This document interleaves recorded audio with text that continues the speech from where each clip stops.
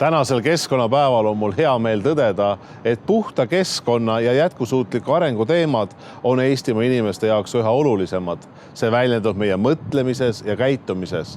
Loomulikult on koroonakriis viimastel kuudel mõjutanud oluliselt meie harjunud elukorraldust ning andnud palju mõtteainet. Samas on kliima soojenemine endiselt suur mure ning igas kriisis on peidus ka uued võimalused, mis tuleb üles leida. Eesti peab praegusest kriisist tulema välja digitaalsema ja rohelisemana, vaadates tulevikku ja otsides lahendusi, kuidas meie kahjulikku jalajälge vähendada.